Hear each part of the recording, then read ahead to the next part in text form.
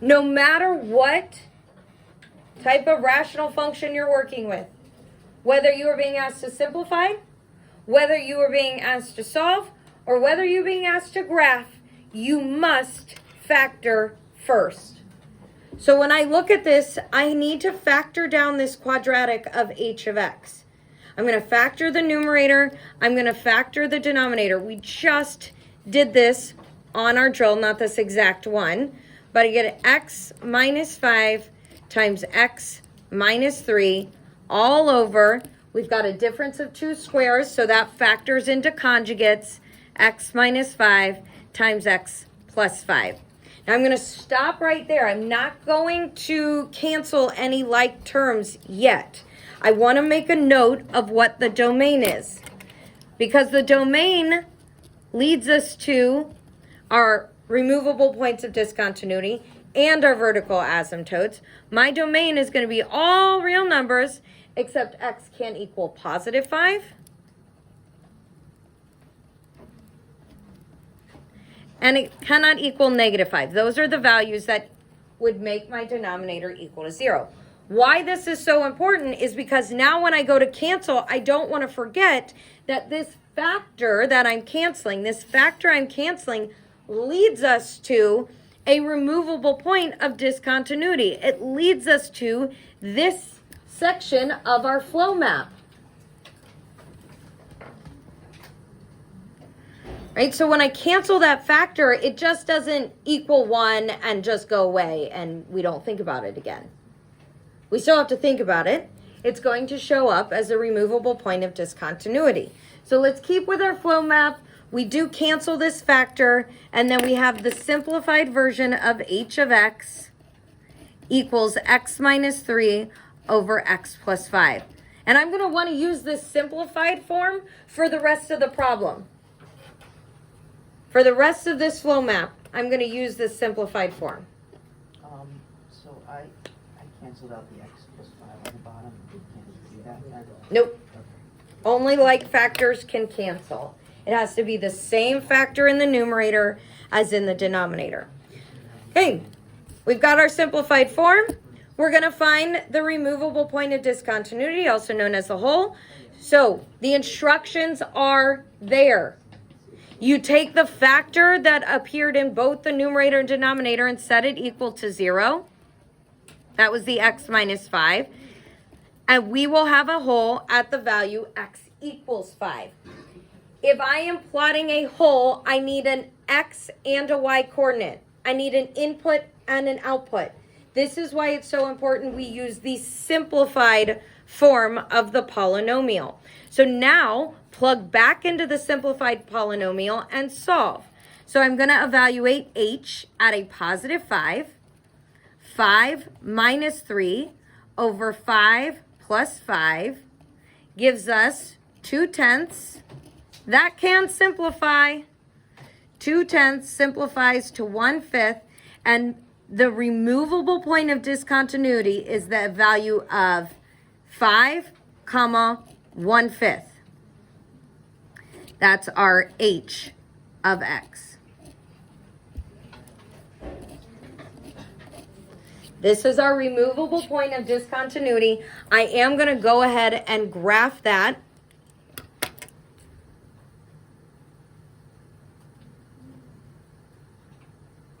I'm going to go by halves just so I have room. Actually, I'm not going to go by halves. Yeah, because I'm going to have a vertical. Before I graph these, I'm going to talk about the vertical asymptote so then you know why I'm labeling our graph the way we are. Where will the vertical asymptote be?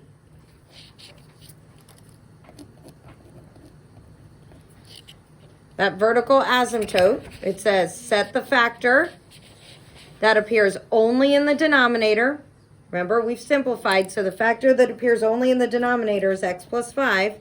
Set that equal to 0 and solve, and our vertical asymptote is at negative 5. So I'm going to count by ones when I graph this because of this value right here, this vertical asymptote at negative 5. So I'm going to go ahead and graph my vertical asymptote.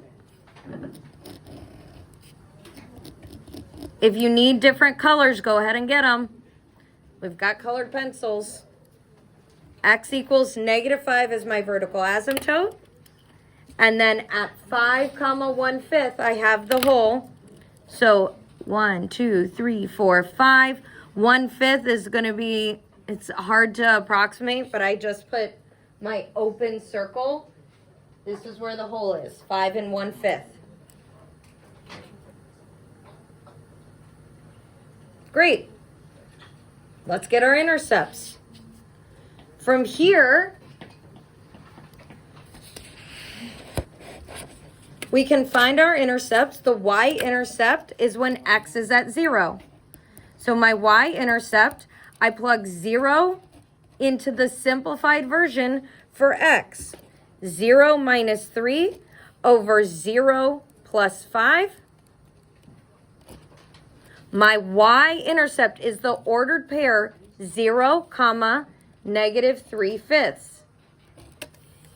Guys, we're all working together. We're all graphing together. Miss Smith already passed honors pre-calculus, and I would love for you to also. So 0, -3/5. X and Y point, I'm going to go ahead and plot that to the best of my ability on my graph. X is 0, Y is -3/5. Put a dot there. And then we've got one more intercept, the x-intercept. It says, set the numerator equal to 0. So the only thing left in our numerator is x minus 3. The other factor canceled. So we get x equals 3. So our x-intercept is 3, 0. Our x-intercept, where we're crossing the x-axis, is at 3, 0. Let's plot that on our graph. Great. Well, I've got some dots. I've got a removable point of discontinuity. Let's look at our asymptote, our horizontal or slant asymptote. When trying to decide what kind of asymptote you have, and we're going to get into this more today, you have to look at the degree of the numerator compared to the degree of the denominator. So let's go back to the original problem. The degree of the numerator and degree of the denominator, they're both quadratics. I could have also gone to the simplified form. It will not matter when the degrees are the same, which they are. In the original problem, both are quadratic. In the simplified, both are linear. To find out where our horizontal asymptote is going to be, when the degrees are the same, we look at the leading coefficient. Leading means out in front. Coefficient is the number in front of your variable. Well, what number is in front of my variable? A 1. So our horizontal asymptote is at this ratio 1/1, which is just 1. So our horizontal asymptote, when I graph it, is just at y equals 1.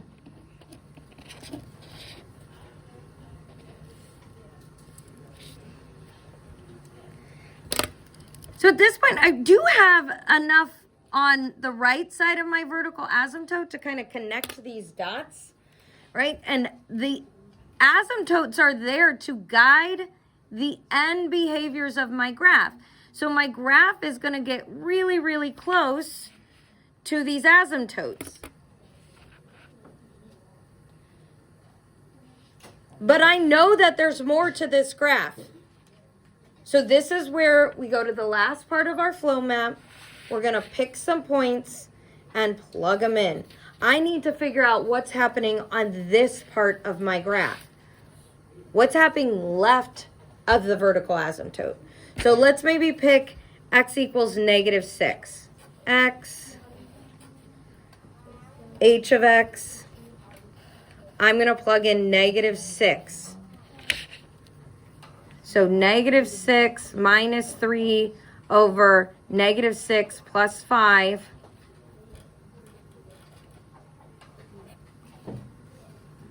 Negative 9 over negative 1, that's a positive 9. So now at negative 6, I have a point at positive 9.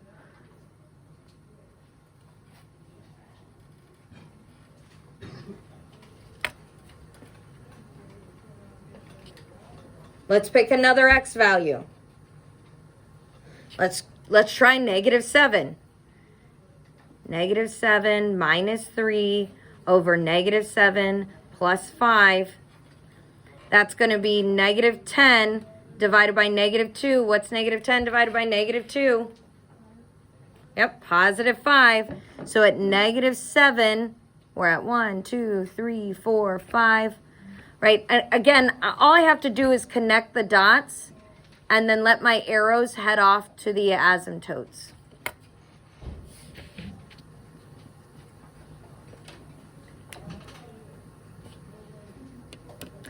Plot those points, and then you got a good picture of your graph.